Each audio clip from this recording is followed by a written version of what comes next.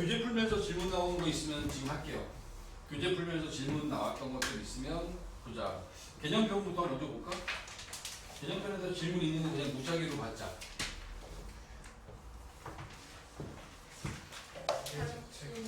87쪽에 4-2번.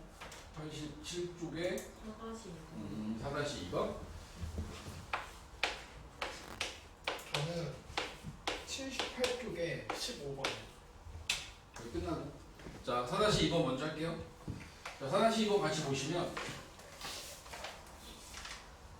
서로 다른 두 개의 주사위를 동시에 던질 때 3의 배수의 눈이 나오는 주사위의 개수를 확률 변수 x라 하자. 이때 x의 표준 편차를 구해라. 자, 동시에 던질 때 3의 배수의 눈이 나오는 주사위의 개수를 확률 변수 x라 하자. 이때 x의 표준 편차를 구하여라. 다시 서로 다른 두 개의 주사위를 동시에 던질 때 3의 배수의 눈이 나오는 주사위의 개수를 확률 변수 x라 하자. 이때 x의 표준 편차를 구하여라. 그러니까 그 3의 배수의 눈이 네. 둘이 곱해서 3의 배수인 건지 아니면 아니요, 그냥 한 개 한 개가 한 개 한 개가. 일단 문제의 의도 자체는 이걸로 보입니다. 확률 변수 x가 나올 수 있는 게 여기 세 가지가 있죠. 안 나오거나 한 개 나오거나 두 개 나오거나. 그러면 여기 나와 있는 게 요거에 대한 x를 구하면 36분의 24. 하나도 안 나오는 게 36분의 24. 예. 이게 둘 다 안 나오는 거니까 안 나오고 안 나오면 3분의 2, 3분의 2지. 그럼 3분의 9분의 4 되겠네. 네. 3분의 2, 3분의 2. 그지? 그 다음에 한 개 나오는 거, 둘 다 나오는 건 뭐죠? 둘 다 나오는 거, 이건 9분의 1이겠지. 네. 그치? 그럼 나머지가 이제 한 개만 나오는 거지? 그럼 9분의 5니까 9분의 4. 이게 이렇게 잡으면 되겠다. 네. 그지? 이거 가지고서 이제 우리가 구하면 되잖아? 평균부터 구하시고, 평균은 곱해서 더하는 거니까 9분의 6. 3분의 2가 평균이 되고, 그 다음에 분산은 제곱의 평균 0, 9분의 4, 9분의 4 9분의 8에서 평균의 제곱 9분의 4를 빼면 9분의 4. 9분의 4가 분산. 따라서 표준 편차는 3분의 2. 3분의 2가 되겠죠.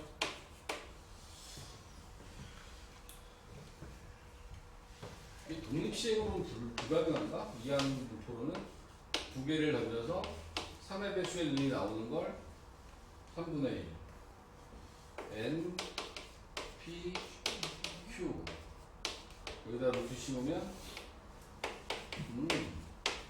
나오네요. 얘를 갖다가 이항분포로 볼 수도 있겠죠? 이항분포. 이항분포. 내가 주사위를 던져 3의 배수가 나와야 돼. 근데 두 번 던질 거야. 시행하는 수 두 번. 그지? 그리고 그것이 나올 확률, 3의 배수가 나올 확률은 3분의 1. 오케이? 표준 편차 구하려면 루트 NPQ. NPQ. 그러니까 이항분포로 보면 이렇게 계산할 수도 있겠는데? 이항분포로 보면 우리가 공부했으니까. 근데 여기 나와 있는 이 순서에 의하면 이 앞에 거의 풀이를 원하고 있습니다. 오케이? 아까 전에 승환이는 몇 번? 저요? 78쪽에 15번. 78쪽에 15번.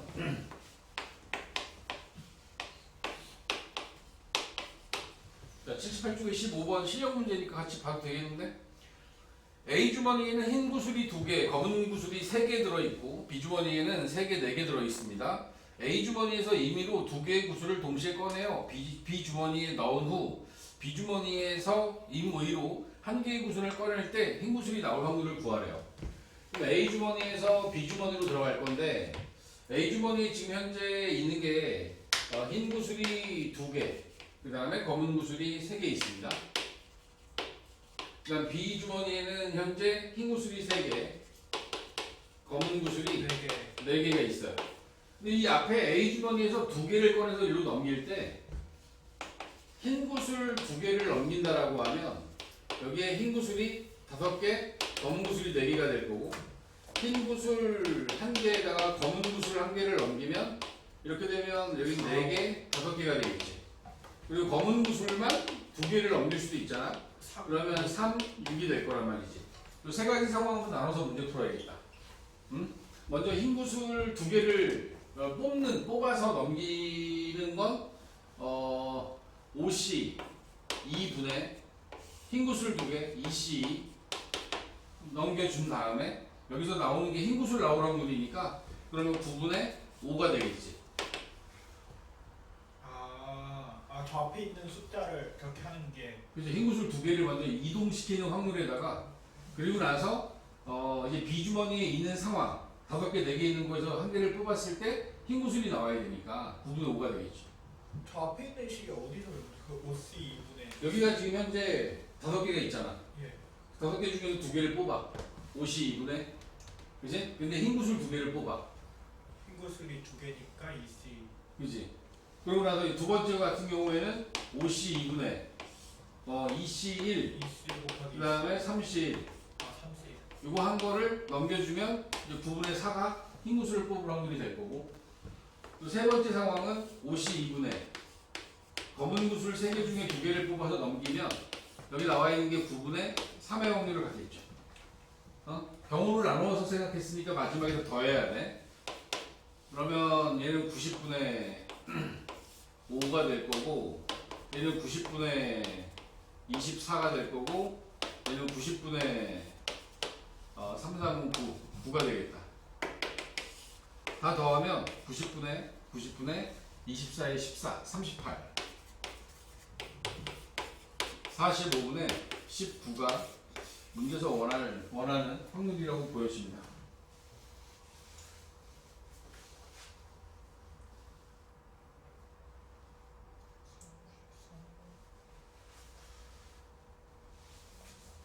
이해하는가? 또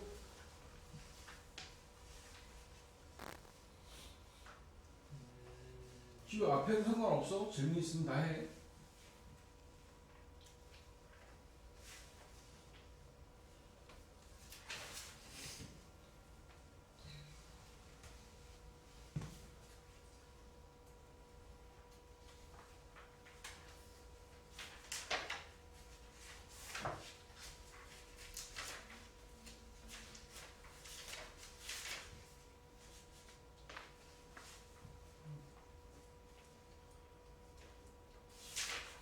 이제 나머지는 자, 유형편 쪽에 질문 있나 볼까? 유형편.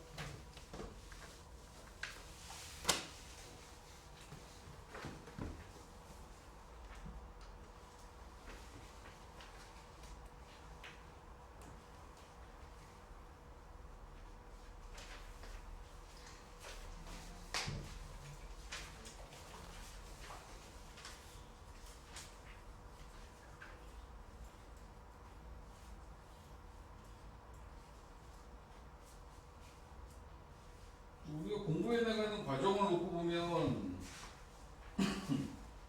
유형편의 경우에도 50쪽까지는 지금 계속 풀어져 있어야 되는 상황이라 풀면서 나가야 되는 거지. 오이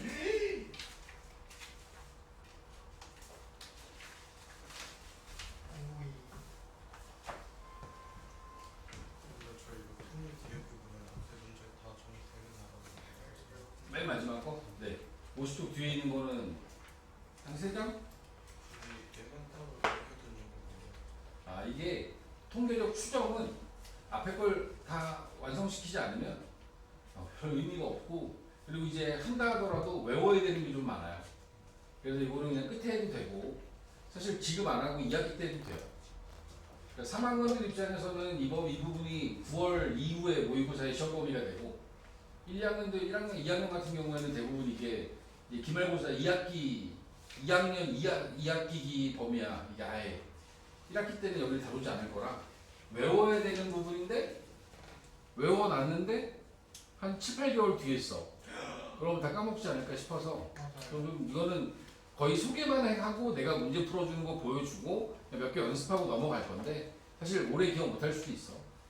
그래서 이거는 나중에 이제 학교 시험 볼 때, 그리고 이제 9월 이후에 수능 보는 우리 친구들은 그때 가서 다시 한번 점검해도 충분하니까 개념적으로 그렇게 많이 복잡한 부분이 아닙니다. 정규분포까지는 이해해야 되는 부분들이 좀 많은 거에 비해서 통계적 추정 부분은 외우는 것 위주라고 생각하시면 돼요. 응? 예를 들어서 우리가 여론조사 했을 때 그 자료에 대한 어떤 믿음을 99%로 잡아야 돼. 이렇게 되면 여론조사해서 나온 어떤 그 자료들에 대한 해석을 할 때 99%의 신뢰 구간이라고 하는 걸 우리 정규분포 곡선상에서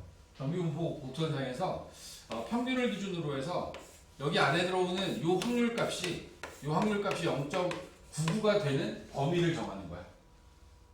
그러려면 오른쪽으로 0.495가 돼야 돼. 그런데 이 495가 되는 표준 정규 분포에서의 요 끝값이 2.58이야. 0부터 2.58에 대한 그 이 밑넓이가 이게 0.495가 되거든. 그러다 보니까 그들의 어떤 자료에 대한 해석상 95% 믿을 수 있는 신뢰 구간이라는 걸 구하라고 시킬 건데, 그 신뢰 구간을 잡을 때 마이너스 x바 마이너스 2.58 곱하기 루트 n분의 시그마, 그리고 오른쪽은 x바 더하기 2.58 곱하기 루트 n분의 시그마라고 해서, 이게 이제 그 여론조사를 한 표본의 개수야. n이 시그마가 표준 편차고, 이걸 계산해서 그 구간을 잡는 거, 뭐 이런 연습을 한다라고 보면 돼서, 이런 것들은 나도 지금 외운 거 갖다 쓴 거야. 그냥 이런 정도의 내용이기 때문에 통계적 추정이라는 부분의 의미가 지금 공부하는, 여러분들 확률 통계를 공부하는 동안에 뭔가 이해적인 부분보다는 약간 외워야 되는 부분, 그런 의미가 커서 거기까지 여기 앞에 부분 점검하는 시간을, 내가 이걸 끝내고 나면 오히려 여러분들이 공부하는 걸 멈출까봐 그런 것도 좀 있습니다. 여기까지 다 해놔야 내가 이걸 할 거고, 어쨌든 우리한테 주어진 시간이 2월 말까지 있으니까 이거는 뭐 정말 2번이나 한 3번 정도면 충분합니다. 내용 자체가 난이도가 안 높은 것 같아요. 네, 내용은 어렵지 않은데 식이 복잡해요. 그래서 저걸 외우고 있어야 되는 상황인데, 이걸 알려줘도 8개월, 몇 달 뒤면 다 까먹어요. 그래서 그때 시험 볼 때쯤 다시 외워야 되는 상황일 거라서 내용적인 부분에 연습하는 정도만 보여드리면 돼서, 일단 선생님 입장에서는 경우의 수, 확률, 그리고 정규, 여기 이야기가 상당히 지금 여러분들 입장에서는 좀 알고 있어요. 그러니까 윤곽을 좀 잡고 있는 게 중요하다. 문제 난이도는 그 문제도 간단해요. 저 수능 외우면. 네. 간단해. 이거 주는 거예요, 그냥. 이거 x 바라는 표본 평균이라는 걸 주고, 이제 거기에 주어진 그 표본의 개수, 몇 명을 자료를 조사했다라는 거, 표준 편차를 줄 거기 때문에, 그리고 2.58이라는 이 숫자도 문제에서 줘요. 그럼 저 식을 주는 거 아니에요? 식은 안 주죠. 식은 니네들이 만들어야 되는데, 큰일 났네. 근데 이 식의 구조상 이런 숫자들도 선생님 때는 외웠거든. 근데 지금은 다 문제 끝에 줘요. 그럼 식을 알면 거의 풀 수 있는. 네, 그대로 저거 넓이 구해서 요거의 길이를 구해라. 실내 구간의 길이를 구해라. 그래서 왼쪽을 빼주면 되니까. 이제 그런 것들은 어려운 내용은 아닙니다. 다만 여러분들이 그 앞에 경우의 수 구하고 이 확률 부분에 대한 이해가 좀 완벽하게 되는 게 여러분들 입장에서는 제일 중요한 거라, 지금 했을 때 공부를 다 하셔야 돼요. 나중에 이제 학기 시작해서 그때 다시 공부하겠다 이런 생각하면 안 돼요. 그러니까 최대한해서 2학년들 입장에서는 학교 수업을 되게 열심히 들으셔야 돼요. 그리고 국고 같은 경우에는 수능 특강 문제를 시험에 내거든. 그리고 수능 문제, 고3 모의고사 문제를 시험에 내요. 왜요? 괜찮아. 근데 괜찮은 건 그 자료를 다 줍니다. 그 범위 안에서 내는 거라서 그런 것들을 연습할 수 있을 정도면 되니까. 생각보다 안 어려워. 이제 3학년들 모의고사 볼 때 확통이 이게 공부한 거와 문제를 푸는 게 좀 달라요. 공부할 때는 알아듣겠는데 문제 풀어보면 잘 안 풀리기도 하고 그런 게 있어서, 3학년들은 뭔가 데이터가 없는 거니까. 4점짜리 났어요. 그죠? 현재는 안 풀리겠죠. 3점짜리 잘 풀리는데. 그런데 그게 내 문제니까. 문제는 2점 하나, 3점 3개. 4점이 4개인가 그렇잖아. 그지? 그러면은 뭐야? 안 되지. 맞추셔야 돼. 그러면 유형편에서는 특별한 질문이 없어. 그러면 여기 뭐지? 우리 큰 프린트 드린 거에서 앞부분 프린트 있어요. 제가 1번, 2번 두 개 드린 게 있는데 하나는 여러 가지 순열, 응? 그리고 또 하나는 그죠? 중복조합과 이항정리. 응? 제가 1번은 한 번 질문 받았었고, 근데 이제 그때도 많이 안 풀었기 때문에 질문에 대한 아직 다 답변은 못한 것 같고, 이 두 개를 먼저 볼까요, 그러면? 제가 총 3개 드렸습니다. 여러 가지 순열, 중복조합과 이항정리, 그리고 지난 시간에 확률의 뜻과 활용이라고 해서 확률 전체 이렇게 해서 드렸어요. 템플릿인 거죠? 네, 큰 프린트입니다. 1번 여러 가지 순열, 2번 중복조합과 이항정리.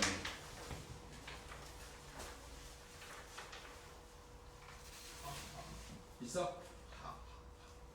없어? 이게 왜 없지? 있어요.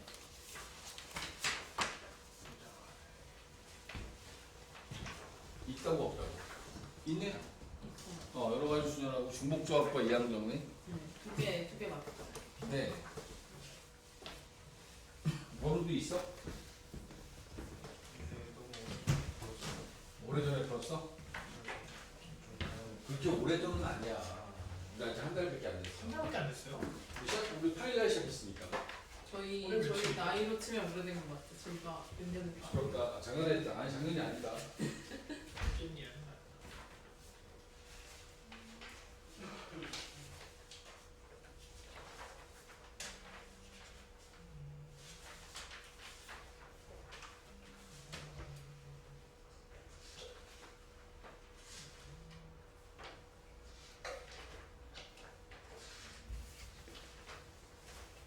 근데 질문은 아닌데요. 네. 중복조합과 이항정리 이쪽을 파트를 한번 간략하게 다시 설명해 주시면 안 될까요? 그거 영상으로 보고는 있는데 이게 길다 보니까 이렇게 저희 한 번 이미 했던 건데 주요 요점만 한 번씩 뽑아가지고 설명을 해주시면 좋을 것 같습니다. 물론 시간이 있다면. 그 중복조합과 이항정리 대표 문제 위주로 한번 쭉 보면 될 것 같아요. 그러면 좀 개념이랑 같이 해가지고. 이항정리가 뭐였죠? 이해가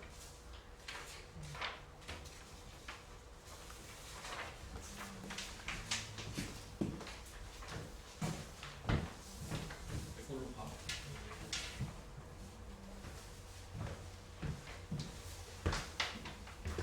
이거구나 이항.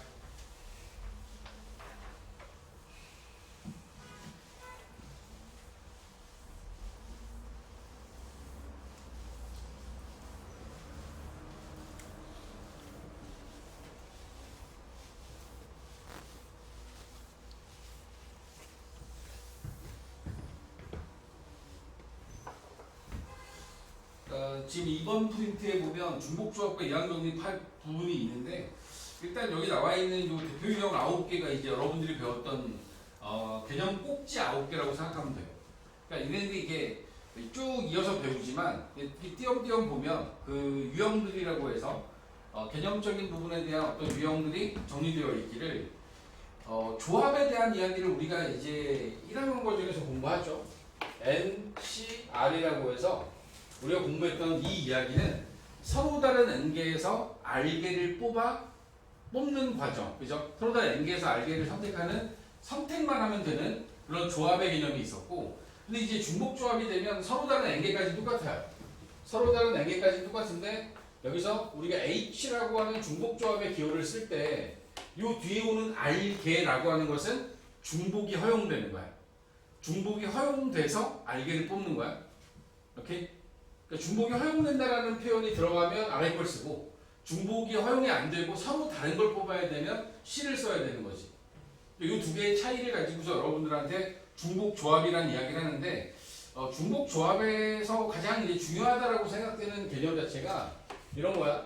X 더하기 Y 더하기 Z가 N이라고 하는 x 더하기 y 더하기 z가 n이라고 하는 자연수의 값을 갖는데 여기 나와 있는 x, y, g 여기서 x, y, z는 음이 아닌 정수야. 음이 아닌 정수인 거야. 오케이? 이럴 수 있는 저걸 만들 수 있는 해의 개수를 구하래. 이거의 해의 개수를 구하래. 예를 들어서 x 더하기 y 더하기 z가 1이야. 그럼 이 1이 될 수 있는 경우는 1, 0, 0, 0, 1, 0, 0, 0, 1 이 세 가지밖에 없는 거야. 그지? 그래서 우리가 여기 나와 있는 것들에 대해서 여러분들이 계산을 할 때 어떻게 하셨어? 저 11 쓰면 뭐라고 써야 돼? 3, 3H, 1 그럼 3H1을 계산할 때 우리 어떻게 하라 그랬지? 3, A 둘이 더해서 1 빼주지 1 3, C, 1을 계산하는 거지. 그럼 얘가 3이 되는 거 아니야. 주어져 있는 H, NHR이라고 하는 걸 우리는 N 더하기 R 마이너스 1 CR 그러니까 컨비네이션으로 바꿔서 계산한단 말이죠. 앞에 것과 뒤에 것을 합쳐서 1을 빼줘요. 그런 다음에 알게를 선택하는 조합으로 바꿔주는 거란 말이지. 그런 것처럼 여기 나와 있는 것도 X, Y, G 중에서 중복 허용하여 한 개만 뽑는 거야. 그렇게 되면 여기 3H1이라는 값이 들어가는 거고 N개를 뽑아야 되는 이런 상황에서는 3H, N이 들어가겠죠. 그지? X 더하기 Y 더하기 Z가 X 더하기 Y 더하기 Z가 이게 5쯤 돼도 5쯤 돼도 이제 이런 식으로 다 셀 수 없는 상태가 된 거야. 이게 많아지는 거죠. 5 빵부터 시작을 해서 얘들이 시작해서 0, 0, 5까지 이 개수, 이 근의 개수가 몇 개나 만들어지느냐를 구하는 게 중복 조합이란 말이지. 3H5라고 하는 값을 구할 건데 이 3H5가 더해서 1 빼니까 75가 될 거고 얘네들은 72의 개수를 세주면 되는 거야. 그지? 그래서 여기 나와 있는 게 7, 3, 21 21개의 근이 만들어지게 될 텐데 여기서 이제 생각해야 되는 게 이런 겁니다. 여기 나와 있는 서로 다른 세 종류의 과일이 있어. 귤과 사과와 배가 있어요. 귤이 아주 많고요. 사과도 많고 배도 많아요. 근데 그 중에서 여러분들이 5개의 과일을 고를 거야. 귤만 5개 골라도 되고 사과만 5개 골라도 됩니다. 그런 식으로 해서 여러분들이 이 중에서 5개의 과일을 뽑는 방법의 개수 이게 바로 중복 조합인 거야. 그러면 여기 NCR에서 R은 N의 개수를 넘을 수 없겠네요. 아니죠. 넘어가잖아요. 여기서는요? C는 못 넘어요. C는 넘어갈 수 없죠. 그 안에서만 뽑을 수밖에 없으니까. 근데 이제 중복 조합이나 중복 순열만 뒤에 오는 뽑는 것의 개수가 더 많을 수 있는 겁니다. 중복이 들어가야지 뒤에 오는 개수가 커질 수 있는 거야. 여기 나와 있는 5개를 뽑는다라고 하는 것에 의하면 이걸 갖다가 개념상으로 봤을 때 7C5의 의미는 뭐냐면 여기에 자리를 7개를 만들어요. 7개의 자리를 만드는 거야. 둘, 셋, 넷, 다섯, 여섯, 7개를 만들어. 그런 다음에 여기다가 5개의 자리를 선택하는 거야. 5개의 자리를 선택해요. 이 5개를 선택했어. 그러면 여기 나와 있는 순서에 의하면 귤을 2개 뽑았고 사과를 하나 뽑았고 그 다음에 배를 2개 뽑은 겁니다. 그걸 구분하는 게 이 빈자리인 거야. 저 빈자리를 중심으로 해서 맨 앞쪽에가 2개 귤, 그 다음 가운데 부분이 사과, 맨 마지막이 배야. 이게 이 중복조합에서 얘가 7C5가 되는 이유야. 알겠어? 그럼 7C2는 왜 되는 거야? 7C2는 이 빈자리의 개수를 찾는 거야. 근데 이 빈자리가 뭐냐면 빈자리가 이들 과일을 구분하는 칸막이 자리가 되는 거야. 세 종류를 구별하려면 칸막이가 2개 필요해요. 2개의 칸막이가 있으면 종류가 3개로 나눠지겠지. 그치? 이런 의미로 받아들일 수도 있다. 중복조합의 의미를 받아들일 때. 자, 근의 개수를 구하는 게 중복조합에서는 제일 많이 나오고, 이 근의 개수를 구하는 과정의 조건은 의미 아닌 정수야. 하다 보면 x 더하기 y 더하기 z가 10인데 여기서 x, y, g를 자연수라고 제한을 했습니다. 그렇게 되면 얘는 중복조합을 쓸 때 h를 바로 쓰면 안 돼요. X 마이너스 얘네들은 미리 하나씩을 줘요. x, y, g에다가 미리 1을 주는 거야. x하고 y하고 z에다가 미리 1씩을 주고 나면 우린 7만 찾으면 됩니다. 이미 1씩을 갖고 있기 때문에 나머지 7개만 찾으면 되는 거지. 그럼 이제 여기서는 3H7로 이 문제를 풀어야 된다. 중복조합을 쓰기 위한 조건은 의미 아닌 정수일 때 쓸 수 있는 거다. 이게 이제 제일 중요한 이야기가 됩니다. 3번 문제를 보시면 그죠? 지금 중복조합과 이항정리 24쪽에 3번 문제를 보면 방정식 x 더하기 y 더하기 z가 8을 만족시키는 의미 아닌 정수 x, y, g의 개수는 3H8입니다. 근데 자연수 x, y, z의 개수는 3H5 3H5로 구하셔야 됩니다. 왜? 1씩 미리 줘야 되니까. 중복조합을 쓰는 뭐 대표적인 문제 중에 함수의 개수도 있어요. 함수의 개수. 함수의 개수는 얘네들에 대해서 여러분들이 이제 이것도 구별할 줄 알아야 되는데 함수의 개수를 구할 때 조합을 쓰는 경우가 있고 중복조합을 쓰는 경우가 있어요. 여기 나와 있는 게 이런 거지. 주어진 함수 f가 x값이 커지면 fx1이 fx2 fx2가 더 커진다. 이렇게 조건이 주어지는 경우가 있고 x1이 x2가 더 커지면 x값이 커지면 y값도 커지는데 그냥 커지는 게 아니라 크거나 같다가 됐어요. 같을 수도 있대. 이 두 가지의 구분이 얘는 C를 써야 되고 얘는 H를 써야 되는 상황이 된 거야. 왜? 여기 등호가 있다는 얘기는 같은 값을 선택할 수도 있다는 뜻이야. 응? 중복이 가능하다는 얘기지.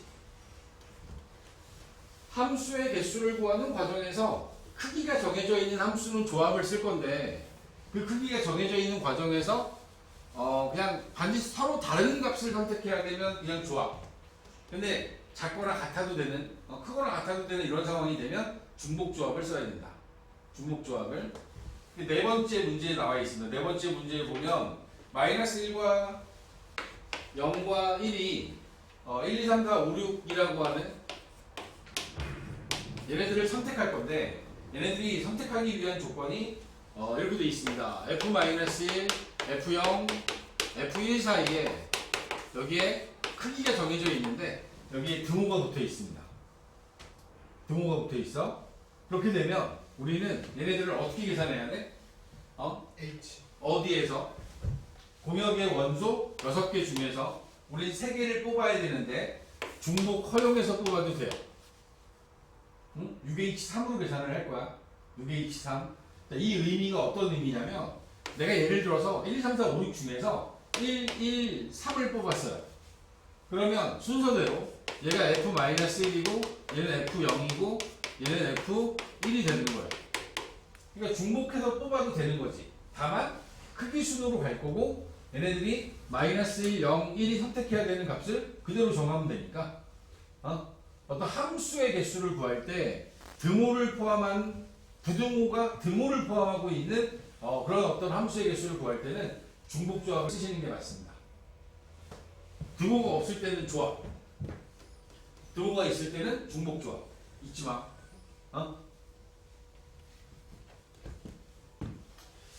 중복조합의 전 개념은 한 이 정도로 이해하시면 되고 중복조합이 판단하는 기준들을 그러니까 이 순열부터 다 마찬가지야. NPR을 쓸 것이냐, NPIR을 쓸 것이냐, NCR을 쓸 거냐, NHR을 쓸 거냐. 이게 위에 것과 아래 것에 대한 구별은 순서예요. 그죠? 배열을 하느냐 안 하느냐의 차이야. 배열을 하면 위에 거, 배열 안 하면 아래 거야. 그지? 그 다음에 위 안에서의 두 개의 차이는 중복을 하면 아래 거, 중복되지 않아야 되면 위에 걸 써야 되는 거야. 알았어? 앞에 있는 n은 전부 다 똑같아. 서로 다른 n개에서 이거 다 똑같아요. 서로 다른 n개에서 서로 다른 r개를 뽑아 일렬로 배열하는 게 p. 서로 다른 n개에서 서로 다른 r개를 뽑는 게 c. 서로 다른 n개에서 중복 허용하여 r개를 뽑아 배열하는 게 파이. 서로 다른 n개에서 r개를 뽑아 중복 허용해서 r개를 뽑는 게 h. 그 구별을 할 줄 알고 문제 안에서 걔네들을 읽어내야 돼. 그러니까 이런 걸 써야 되는 상황인 문제들에서 뭘 생각하는 거야? 배열하나?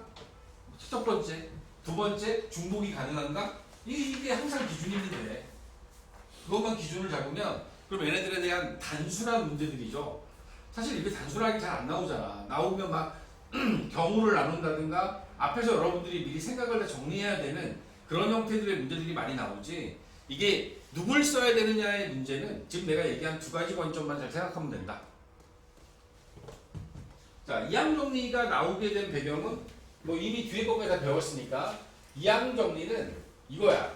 그것을 뽑거나 뽑지 않거나 이거에 대한 얘기를 하고 싶은 게 이항 정리인 거야. A 더하기 B의 n제곱에 있어서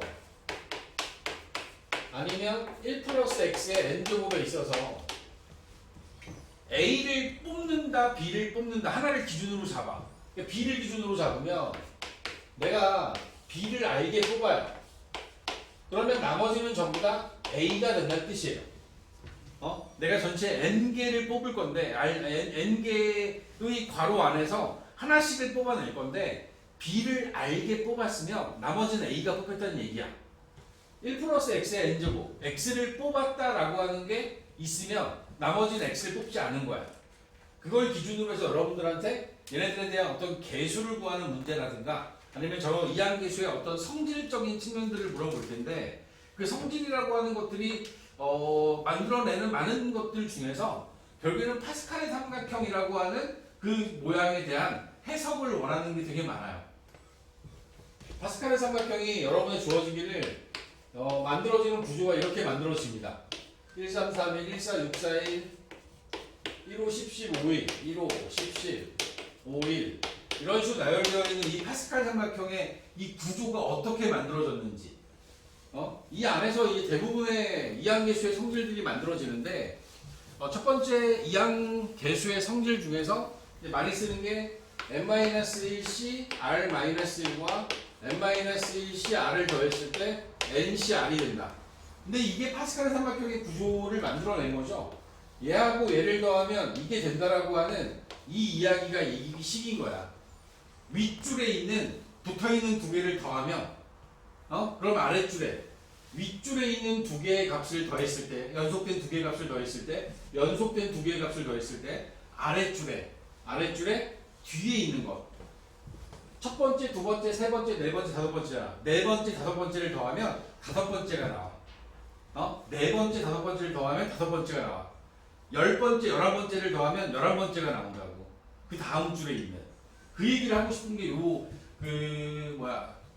조합의 이항계수의 성질 중에 하나고, 그 다음에 여기 나와 있는 걸 보시면, 이 한 줄 한 줄을 더해보세요. 다 더하면, 얘가 1이고, 얘가 2가 되고, 얘가 4가 되고, 그 다음에 8이 되고, 그 다음에 16, 32, 이렇게 가서, 얘가 2의 n제곱이 된단 말이죠.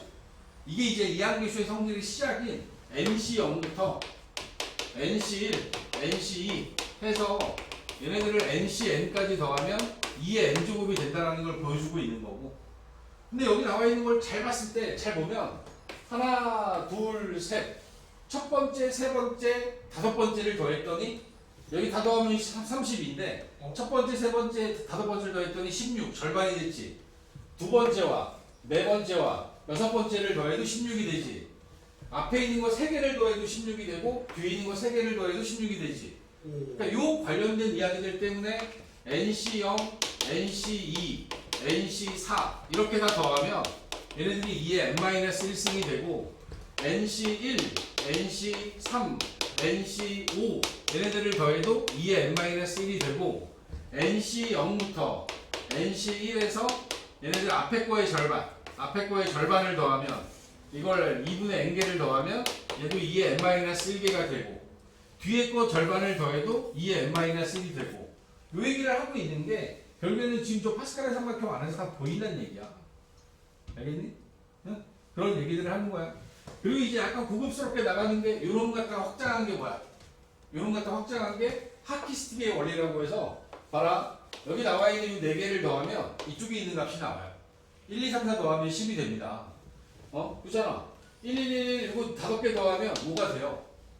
그러니까 이런 상황들을 만들어내고 있는 게 바로 하키스틱의 원리고 그 하키스팅의 원리는 얘로 다 설명이 가능해요. 응? 설명이 다 가능한 거야. 자, 얘네들의 차이가 어떤 차이가 있냐면 두 가지가 있죠. 하나는 앞에 것과 뒤에 것의 차이. 예를 들어서 EC 2가 있어요. EC 0부터 갈까요? 그 다음에 3C 1, 4C 3, 4C 2. 지금 얘네들은 1씩 밀려나가고 있는데 요 둘의 간격이 2예요. 그지? 여기 이만큼 차이 나지? 이만큼. 근데 사실 5C 3 이런 식으로 해서 10C 8까지 더했다고 치자. 그럼 그 다음에 나오는 이 다 더한 값은 이게 2C0이 여기거든. 여기서 출발한 거야. 출발해서 요 라인으로 쭉 다 더한 거야. 다 더한 거야. 그러면 2C0부터 시작해서 더했으니까 왼쪽에 있는 값이 나와야 될 거 아니야. 거기다 더하면 뭐 나와야 돼? 11C. 얼마? 11C 8이 나와야 되는 거지. 8. 8이 나와야지, 8. 뒤에 게 나와야지, 큰 거. 여기 9C 7까지 더하면 10C 7이 돼요. 10C 7과 10C 8 더하면 11C 8이 되는 거야. 응? 또 하나는 뭐야? 뒤에 값이 고정되어 있는 거야. 지금 내가 한 건 내려가는 대각선의 왼쪽의 끝값을 보여주는 거라면 이번에는 반대로 이렇게 가서 일로 나오는 것도 있을 수 있잖아. 그렇게 되면 이번에는 1C1, 2C1, 3C1 해서 얘네들을 10C1까지 더하면 10C1까지 더하면 그럼 뭐가 돼야 돼? 다 더하면 11C 2가 돼야 되는 상황이 되는 거야.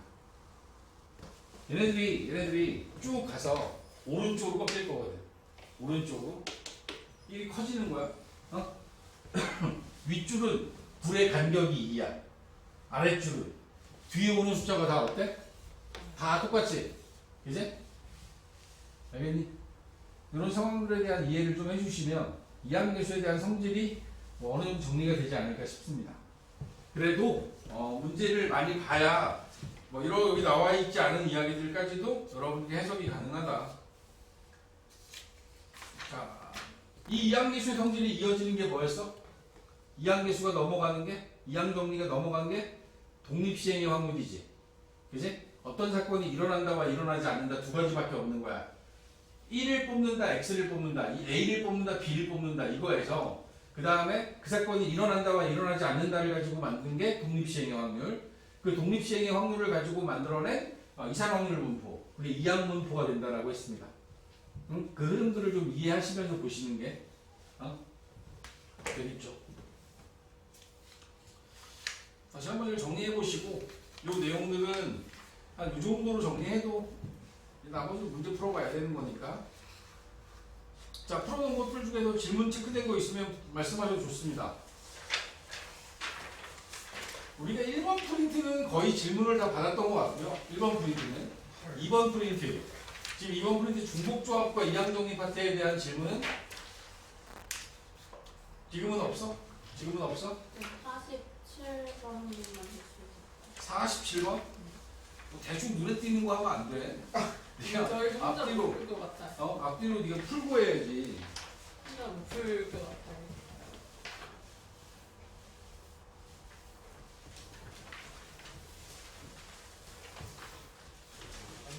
네, 다녀오십시오.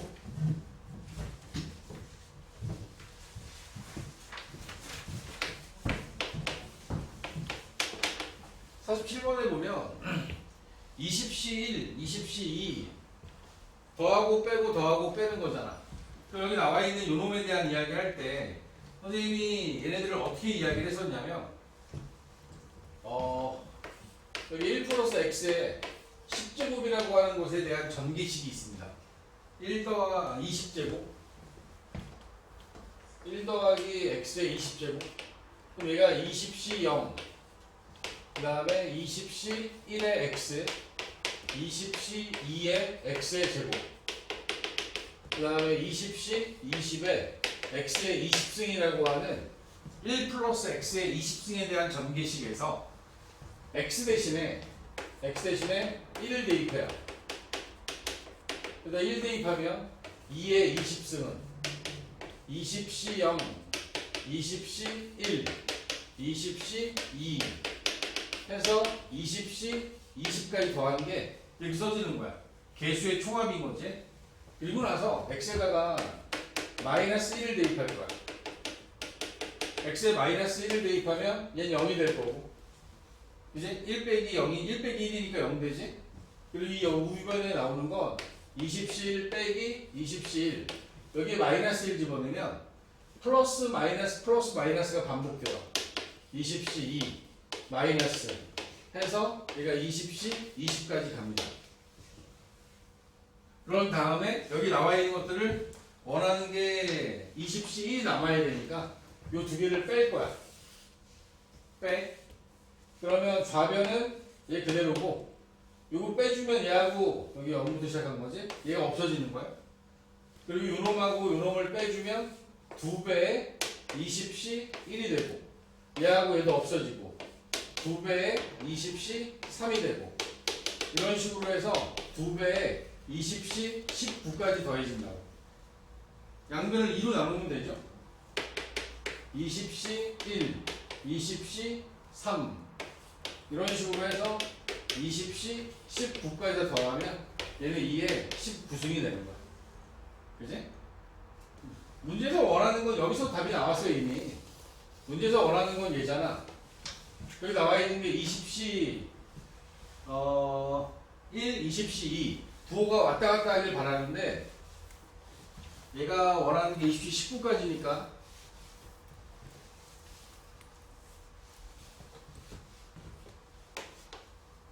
(20C 0과 20C 1과 20C 2와 20C 3 그래서 20C 20까지 다 더한 게 0인데, 문제에서 원하는 게 20C 1, 20C 2, 20C 3 해서 더하기 20C 19까지 더하길 바라지. 그럼 여기 나와 있는 것 중에서 얘하고 얘만 빼고 요 중간에 있는 걸 넘겨준 거야. 그럼 제하고 얘 1이니까 뭐 이거 답은 2가 되겠죠. 그러니까 이 문제에서 원하는 건 뭐 마이너스 1 대입해서 여기서 그냥 바로 이렇게 구하면 되는 거고, 근데 쟤네들이 갖고 물을 수 있는 여러 가지 질문들 중에서 개수를 다 더해라 라고 하면 1 대입하시고, 부호가 그대로 왔다 갔다 하면 마이너스 1 대입하고, 만약에 짝수 번째나 홀수 번째만 다 더해라 라고 하면 두 개 구해서 더하고 빼서 얘네들 값 구하는 거야. 이 문제에서는 얘만 원하고 있습니다. 답은 2가 돼야 돼요. 2.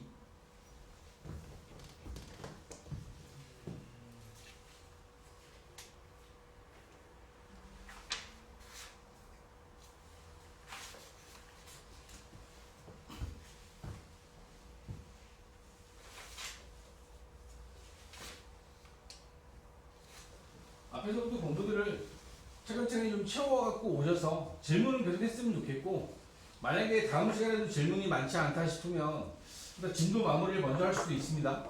그러니까 나는 지금 원래 이제 여러분들이 확 몰아서 뭔가 이제 정리를 하기 좀 바라는 상태이기 때문에 그렇게 하시고, 꼭 해. 공부해갖고 와. 설날은 그래서 수업 기간. 뭐 이제 시간적인 여유가 되면 했으면 좋겠는데, 아무래도 이제 설이다 보니까 행사들이 있을 거 아니야? 행사들이 있으면 행사에 열심히 참여하셔도 좀 쉬시고, 그리고 나서 이제 4일 연휴다 보니까 뭔가 이렇게 앞뒤로 여유가 있으면 그때는 감각이 잃지 않게끔 공부하시는 게 맞는 것 같아요. 우리나라 고등학생들의 뭐 운명인 거 어떻게 해? 숙명. 이제 숙명인 거지. 숙명이야. 그렇게 해서 준비하시고. 알겠어? 지금 뭐 2학년도 그렇고 2학년도 3학년도 그렇고 지금 앞으로 5년간 대학 정원이 2,000명이 늘어난 거나 마찬가지야. 왜요? 의대 정원 2,000명을 늘렸는데 그 2,000명을 더 늘린 게 아니란 말이지. 그러니까 순수하게 의대 정원을 2,000명 늘렸다는 얘기는 전체 대학 정원이 2,000명이 늘어난 거나 똑같은 효과인 거야. 물론 내가 의대를 가려고 하면 의대를 가는 폭이 넓어진 정도로 이제 뭐 뭔가 기회를 잡을 수 있지만, 그거랑 상관없이 그거에 의해서 그 아래쪽에 있는 다른 전공이나 상위대학의 어떤 빈자리들이 생길 가능성이 크다. 물론 이제 N수생들이 막 들어와서 그 자리에서 뭔가 경쟁을 할 수도 있겠지만, 여러분들이 생각하는 것만큼 모든 재수생과 안수생들이 잘하지 않아요. 분포만 듣고 보면 그들도 정규 분포를 따릅니다. 알겠니? 정규 분포의 범위를 벗어나지 않아요. 다만 전체적인 인원이 좀 많아졌으니까 뭐 한 4%라고 하는 100분위 안에 만약에 100분 중에 4%면 4% 안에 들어가는 인원이 좀 더 늘어나겠죠. 근데 재수생이 아무리 많이 들어와도 기껏해야 10만 명이고 그러니까 들어와서 걔네들이 차지해도 그 안에 들어있는 친구들이 전부 다 의대 가고 의대는 어차피 자기가 원하는 만큼 내가 지금 서울대 다니고 있어. 근데 얘가 의대를 가고 싶으면 적어도 빅5 안에는 들어가야 될 거 아니야. 근데 얘가 지방 의대 갈 수도 있는 실력이야. 그럼 자기 지방 의대 안 가죠. 서울대 복학하죠. 그러지 않겠습니까?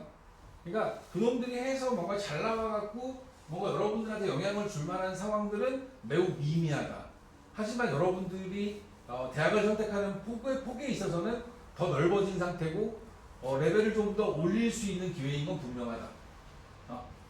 의대를 갈 때도 내가 굳이 최상위 대학의 의대를 가지 않고 내가 만약에 조금만 욕심을 낮추면 그러면은 지방 국립의대 같은 경우에는 뭐 근무 환경만 좋다라면 나는 가도 된다라고 봅니다.